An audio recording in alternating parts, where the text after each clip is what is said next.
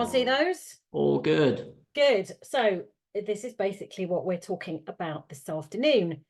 Time, stress, and work-life balance. So thanks for your introduction, John. Yes, this is who I am. So I've actually now been parish clerking for almost 12 years, I think it is. It's almost 12 or it's almost 13. In a number of different parishes around South Cambs. So every parish is the same. Every parish is different. When anyone asks me, I said, well, do you know what? There are always potholes. There are always trees. The rest is a bit of a movable feast, depending what your council is trying to achieve, what they put on for their community. So I'm a coach, an NLP practitioner, a hypnotherapist, and an EFT practitioner. And basically that means it gives me lots of tools to help people. So NLP is all about the way you think. It stands for neuro-linguistic programming. Hypnotherapist is all working with your mind.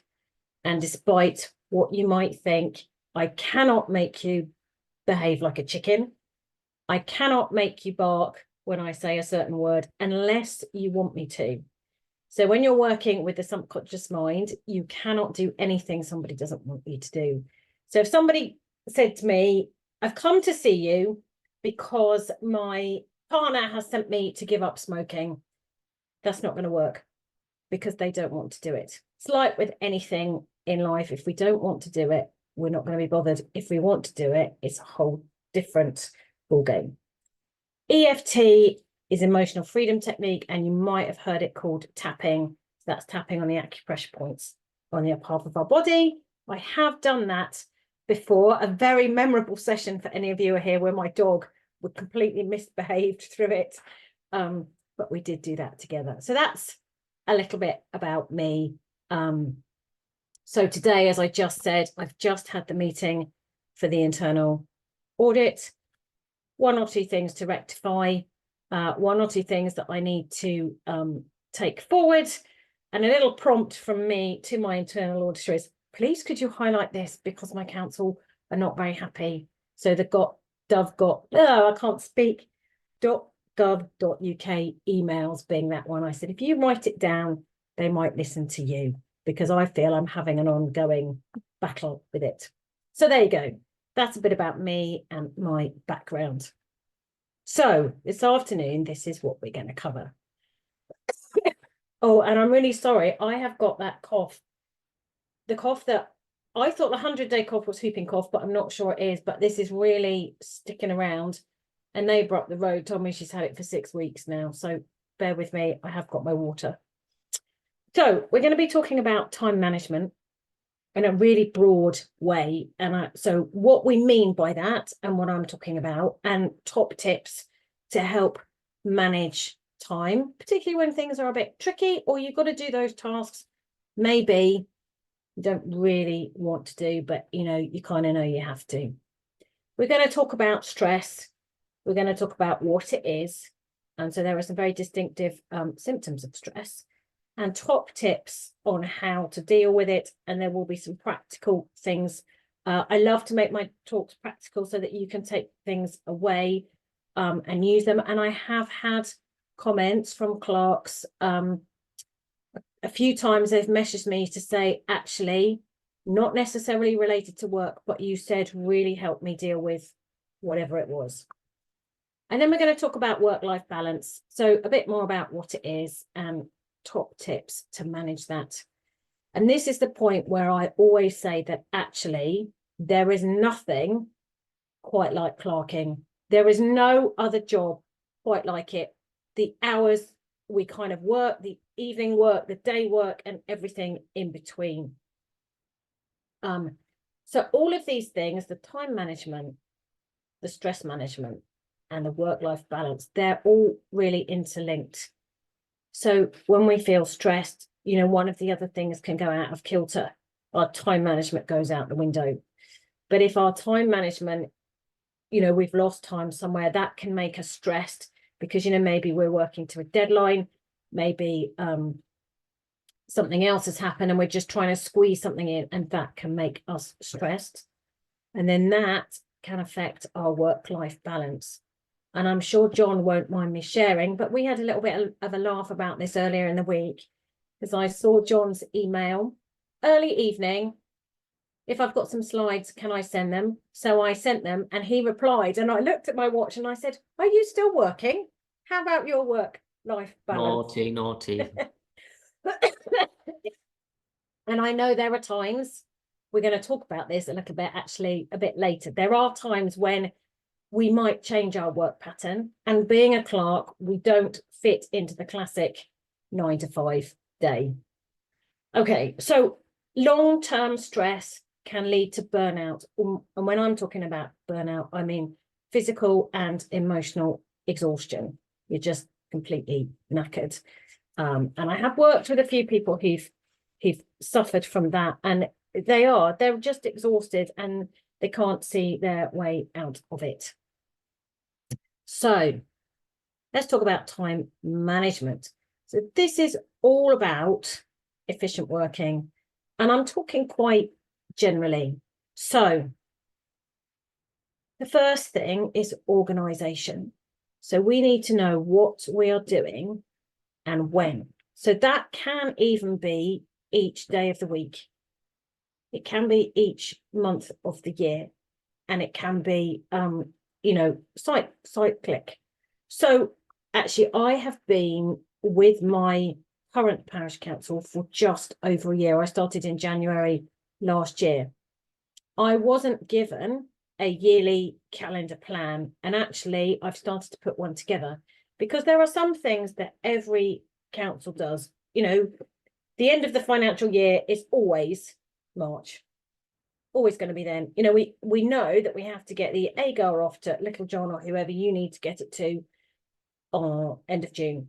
We know those days, but then there are different things for different councils. So one of the things that this council does is they have they were given some money, a grant from the Forestry Commission, but there has to be a report done. I think it's the second week in February. It's a really sort of random time. So I thought, right, I've got to make a calendar so I know when these things are. It may also be that you have a time when you claim your tax back. So you might think, right, I do that in, I don't know, July and October. So just so it helps you plan what you need to do. The other thing that we are always juggling, and maybe like me, you have to be very strict with your councillors, is for the agenda. The number of times I've had a councillor saying, can we just talk about, I'm like, no, the agenda's published. We might be able to get it in under something, but we can't just add things. We can only talk about what is on the agenda. So if you want me to include something, I say you've got to get it to me a week before. That is the last day I will accept it. That's my personal working. I only work part-time. That gets me time to polish off the agenda and get it published with the 3 days notice. So linked alongside this is if you are clerk for more than one council, because obviously you've got more than one parish council meeting, maybe you've got more than one committee meeting, and they will have different needs. And it may be, if you're part-time like me, that you actually have another job or another role somewhere else. Sorry, excuse me. So one way, when you come into work, and as we've already discussed, maybe not the best thing to look at the social media feeds, but is to start with the most important job. Now, that is a bit subjective as to what you think the most important job is. And this is something we need to get to grips with our prioritization, because the things happen, don't they? If the tree comes down, maybe that's suddenly your most important job of the morning. And I know this is not always appealing. It might be that job that we're not really looking forward to. We're not really terribly keen on. So I wanted to share 2 techniques for dealing with this. The first thing is to put a timer on for 5 minutes. So you just tell yourself, I'm going to do this for 5 minutes. Okay, when the timer goes off, and actually it's not too bad, you've got into it, carry on.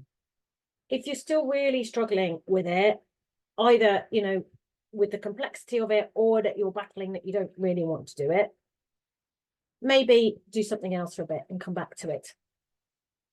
The other technique is the Pomodoro technique, which lots of people know, but they don't know the name of it. So that's 25 minutes of work and then 5 minutes of rest.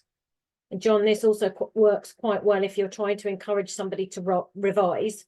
25 minutes, do something else for 5 minutes, get your snack, get your drink, come back and do 25 minutes. And actually, I do this sometimes in a co-working group, so you can do it with other people. So if we've talked about, and we will talk again about clerks being on their own, you can set up a Zoom and you can do it together. The really easy way to say is, right, for my 25 minutes, I'm updating the accounts. Somebody else says, for my 25 minutes, I've got some email responses to residents I need to do. Put a timer on, work for 25 minutes. Come, say how you're getting on, and then do another 25 minutes. And it's a great way to feel not on your own if you're working on your own. You can even do it in the office if that helps, you know, if you've got a clerk and an assistant clerk. So just some ideas there. So we're going to go on and talk about stress. So stress is our response to a harmful or threatening situation. We tend to see stress as quite negative, but there are times when actually it's really good for us. We hear of those times when someone has, you know, done a heroic deed, you know, somebody's lifted a car out of the way.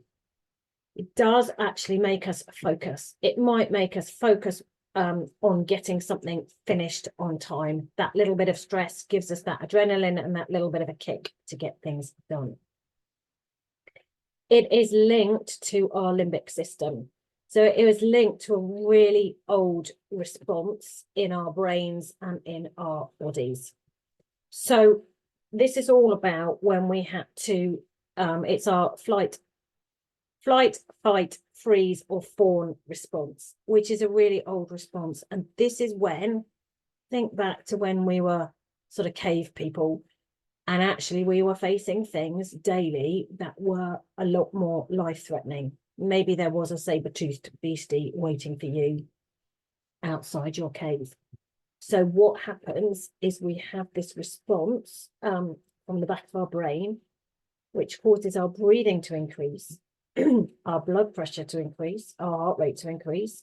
Our blood is diverted to our muscles. So things like digestion and our immunity, our defenses are taken away from those things in the moment, because you are getting ready to either run away as fast as you can for your life, or fight for your life, or keep as still as possible. So it's a really old response, and we still have that response now, even though, don't get me wrong, some things are life-threatening, but we have the same response even when things are not life-threatening. And in the short term, that's fine. It's more in the long term when we get the problem. So when we move to anxiety, when we get stress, that thing that has set us off is moved, and our stress response goes. With anxiety, you get the response, but you don't, either the trigger has been, so you still get the response, and either the trigger has been removed and you carry on with that response, or you didn't have that initial trigger in the first place. So that's the difference between stress and anxiety. So stress, and I'm sure some of you are going to know this, has a whole range of symptoms. You may not get all of them. You may get some of them. Some people get more than one. And I think it depends a bit on your personality and how you work as to which ones that you might get. And often, you know, stress, when we look at these symptoms, they cover a whole range of things. So cognitive symptoms, and that's all about the way that that our brains are working. So we might have worrying, we might have lack of focus and concentration. So you might notice this in yourself, or you might actually notice it in somebody else. You might get physical symptoms. So headaches, oh, apologies, there's a spelling mistake there. A tense jaw, stomach, or chest pain. So the tense jaw is often because we're clenching our jaw. When we're stressed, where our teeth are clenched together, and then that can also lead to headaches. The stomach pain is linked to this change from the blood flow away from the stomach and away from digestion. And chest pain, again, because our hearts are beginning to work hard, because we're getting ready to do this running away, this physical activity. Emotional symptoms. So we can get frustration, irritability, and difficulty relaxing. And this is probably one of the most common that we notice in other people, and that we see in other people, and we might see it in ourselves. Just, you know, something that usually wouldn't bother us really gets to us in a different way. And sometimes we can't put that down. We can't put it away, put it behind us like we might usually when we're not feeling stressed. And then we get behavioral symptoms. So you get things like sleep disturbance, nail biting, self-neglect, reliance on alcohol or other drugs. So these are all the symptoms that you can get from stress. And I'm sure that you can see that long term, all of these are not really very good for us. So the long-term stress can lead to mental health problems. It can lead to heart disease, high blood pressure, and abnormal rhythms. It can increase the chances of stroke, eating disorders, skin and hair problems if we are not looking after ourselves, and gastrointestinal problems, ulcers and IBS. I think ulcers particularly are quite well known to be linked to stress. You've probably heard of that, and it's due to those changes in our digestion that happen. So let's talk about managing stress. So the first one are boundaries. So this is something I think is really important for parish clerks, and it's something that I learned when I first became a clerk. Okay, so I've talked about when you might accept things for the agenda. So this is about the boundaries you put around you to protect your time and the things you need to do. So it could be about checking emails. You know, do you check your emails in the evening out of office hours? You might want to say, right, actually, I am finishing at whatever time, and after that, I'm not looking. So I have been known, because I work from home, we don't have an office. None of my parish councils have ever had an office. I've been known to lock my laptop in the filing cabinet, because then I can't see it. Because I know you know this. You think, oh, I'll just check my emails. You know, half an hour later, you're still checking your emails. So if I'm on holiday, or if it's the weekend, I have been known to lock it away. So I can't do it. It may be too that, you know, there are boundaries around sort of safety procedures. You know, if we're working on our own, you know, do you meet a contractor on your own? Do you ask a counsellor to come? All of those kind of things. And we need to go a little bit with our gut instinct here on what feels safe.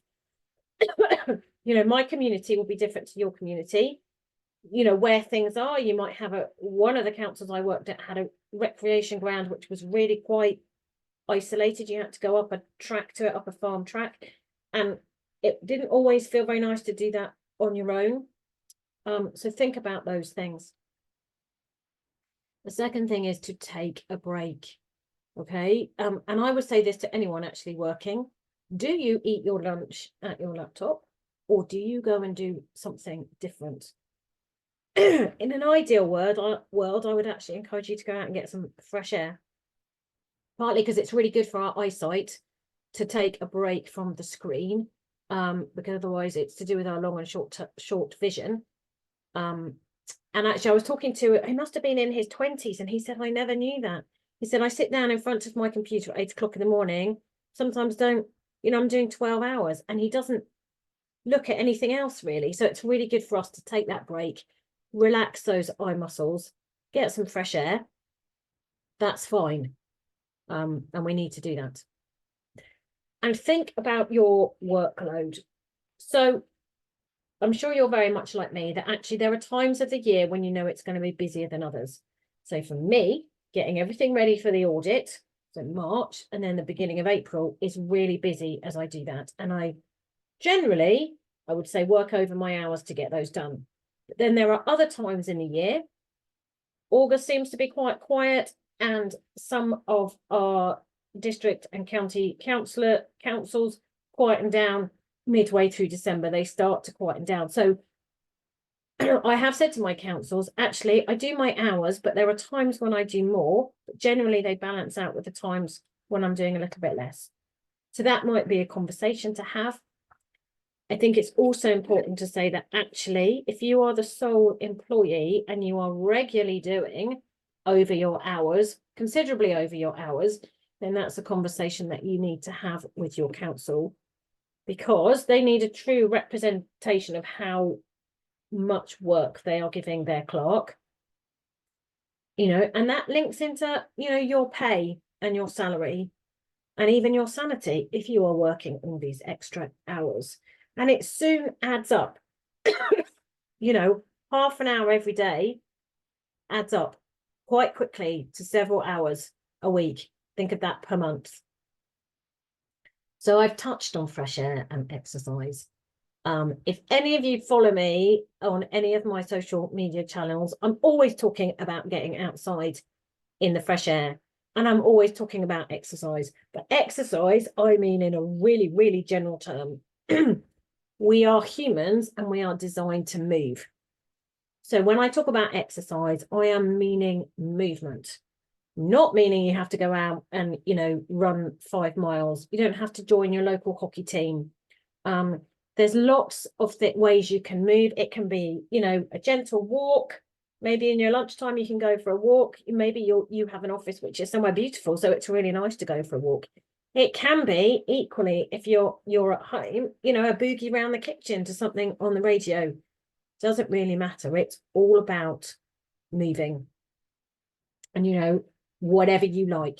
There's no right or wrong here, because what I do is not going to be right for you. If I said to you, and this is true actually, that 7:30 on a Saturday morning, I'm with a running group running 5K.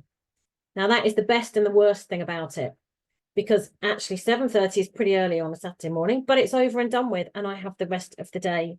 So it's the best and the worst thing. So when times are stressful, and they do get stressful, I know they do, a really good question to ask yourself is it going to be the end of the world if? So perhaps you've logged onto your emails, there's a query, you think, oh, shall I deal with it? Shall I leave it? So ask yourself, is it going to be the end of the world if I don't do that tonight? Another good question is, will I still be, when I look back next year, will I be worrying about this? Just put it into its kind of context. We get so, we get it so much in our heads, we're so close to it, that sometimes these questions help us just step back for a minute and see the bigger picture. Now with emails, somebody once told me this and I found it really helpful. They said to me, treat your emails like the post. So people often think they email you and they're expecting a response within the next, 15 minutes. But actually, no, you don't have to do that. Treat it like the post. So treat it like it'll take a day to get to you. Then you're going to read it and then you're going to send back the reply. So that's kind of 3 days. It's not 3 minutes or 3 hours. It can be whatever suits you and whatever fits in. This is about the boundaries again of what you're doing.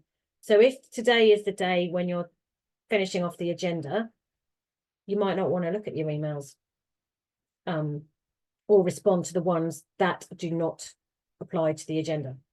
I hope that makes sense. The other one is to take your holiday. So I know this can be tricky sometimes if you're part-time, because it may be that you think, oh, I'll just fit the hours in around. So if you've got, I don't know, let's say you've taken a long weekend. So instead of spreading your hours out through the week, you might do them all, you know, at one end of the week. But however you juggle it, please take your holidays because you're entitled to them. And actually, we do need to take a break. I know people think that they can sometimes keep working,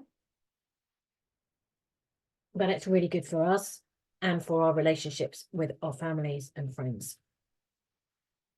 So I wanted to talk about mindfulness. And again, there's loads of different mindfulness practices. And mindfulness is all about being in the moment. And sometimes when we're worrying about things, we are going down this what if route. What if this happens? What if that happens? What if the next thing happens? And, you know, sometimes the first thing hasn't even happened yet, but we're off down this trajectory because we're worried. And a lot of worry and anxiety is all future based. So we're thinking about what might happen, what could happen. It hasn't happened yet. So mindfulness helps us bring us back into the present moment. So that can be anything. So it can be playing with the dog. It can be, you know, just looking out of the window and really noticing what you can see. So one of the things I've said to kids when I've been working with them, you know, you look outside and you think the tree is green. Is it green, or how many different shades of green can you see? Just really notice it. It could be colouring. It could be just mindfully drinking your cup of coffee. Really taste it. Hold that nice warm mug in your hands. How does that feel? Another one which I really like is to listen. If you're struggling to sleep as well, actually, this is quite a good one. So you start with the furthest away sound you can hear. And you just really focus on that sound. And then you bring it in bit by bit. So I don't know, maybe you can hear a road, the furthest away thing, and you bring it nearer and nearer. So maybe you can hear children playing. And then maybe you think, actually, I can hear the birds. And you bring it closer and closer. And the last thing you are likely to hear is the sound of your own breathing. And as you listen to your breathing, that helps you relax. The last one I wanted to mention here is connection. So we've talked already a little bit about this, that you 69% of you are working on your own. Okay, so sometimes that can be lonely. Sometimes it feels like nobody else knows the problem. You're not quite sure what to do. You just feel on your own. So use the opportunities that you have to connect with other clerks. There are trainings like this. There are Facebook groups. Scribe have one. That you may have your local associations do things. You know, I have local SLCC meetings and local association meetings. I don't always go to everything, but, you know, there are options there to connect with other clerks. Or I know clerks who do it themselves. So they say, right, this is my village. I've got these villages around me. This is my town. I've got these villages close to me, or this quite about the same size council not far away. Shall we get together for a coffee or a Zoom chat? Because actually a problem shared, if you've got a problem, is so often a problem halved. And I would guess that you will not be the only clerk who is trying to grapple with whatever it is. Somebody else will have had some experience or know somebody else who's been through the same thing and can help you and can say, try this, talk to this person. And that's just really good. And loneliness is a really big problem. It is a really big problem. And it has been reported that loneliness can be as bad for us as heart disease. I remember that. So think about how you can connect with other people. It's also linked into that we are social beings, so we like that connection. So think about your connections in a more general sense too, just with other parish clerks, but also your connections with other people through other aspects of your life. And it may be something that you need to think about. Maybe you'd like some more connection. Maybe you'd like some less connection with some people. I know that's an issue too, and that comes back to our boundaries. So you can think about that in a broad sense as well. Oh, so this is a good exercise to share. This is called box breathing. I really like this one because you can almost conduct yourself round and nobody needs to know you're doing it. So you breathe in for 4, you hold for 4, you breathe out for 4, and you hold for 4. When I teach this, I do literally conduct it round like this. So breathe in for 4, hold for 4, breathe out for 4, hold for 4. So let's try that together, shall we? I will conduct us. So let's breathe in for 4, and then hold for 4, then breathe out for 4, and hold for 4. If you're feeling okay, let's go around again. Breathe in for 4, hold for 4, breathe out for 4, and hold for 4. There we go. And I hope you're beginning to feel a little bit more relaxed. There is also another technique called the 7-11. So you breathe in for a count of 7 and you breathe out for a count of 11. And if our out breath is longer than our in breath, it helps calm us. Another one too, which is good for if you are in a meeting and you've got to hold your own a bit, is to make sure your feet are flat on the floor because that helps ground you. So just make sure your legs are not crossed and you've got your feet on the floor. It just literally helps ground us. Because there are times in meetings where we have to stand up for what we're saying, or we have to say to the council, actually, you can't do that, or you need to do this. So there are a couple of techniques to help you do that. So a bit more about prioritization. So we did touch on this when I talked about workload. So just to think about your prioritization. And it can be based on different things. So what's applicable to you? So a deadline or your available hours or its calculated impact.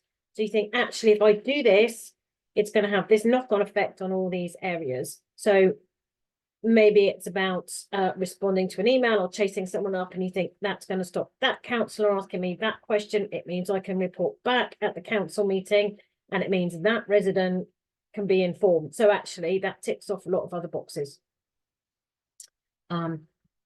And I just wanted to remind you again that sometimes when you need extra help, it's great to ask, and it is not a sign of weakness. When we stand up and say, actually, there's too much for me to do, it's taking too long, it is a sign that you are, dedicated to your work and you're thinking about it and you want to do a good job, and that's a sign of strength.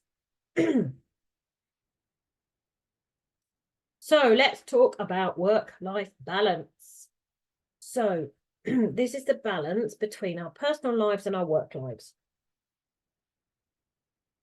And it's when no single element of life dominates and overwhelms the others.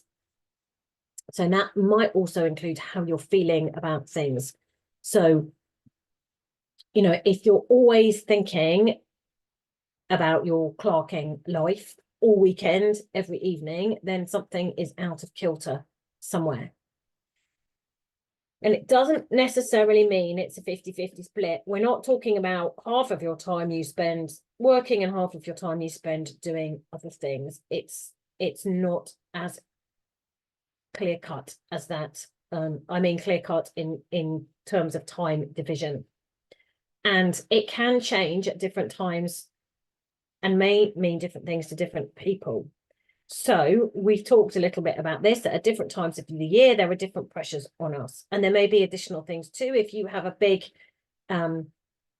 Christmas market, or you do a summer festival, it may be that those months or the lead up to those are busy. But then you need to make sure you have times that are not so busy. And again, it might mean a slightly different thing to me than it means for you. There's no right or wrong about that. It's just the way that we perceive things, because we're all different. And that, in my mind, is a good thing, that we're all different. Life would be very boring if we were all the same. So it's really about harmony, and it's about the demands on your time and your energy without neglecting the things that are important to you. So if it's important to you that, you know, you get to be able to go swimming, let's say, however many times a week, and you notice that actually you haven't been swimming for 3 weeks because work's taken over. So that's not harmonious. Something needs to change a little bit there.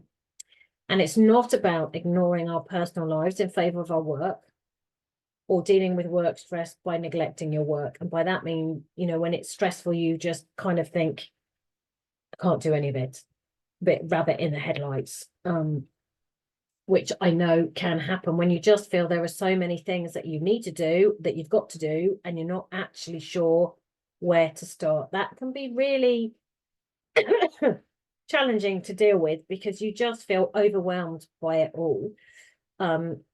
And my advice there is to start with something. It probably doesn't matter what, because once you've started, you'll get in the flow of doing something.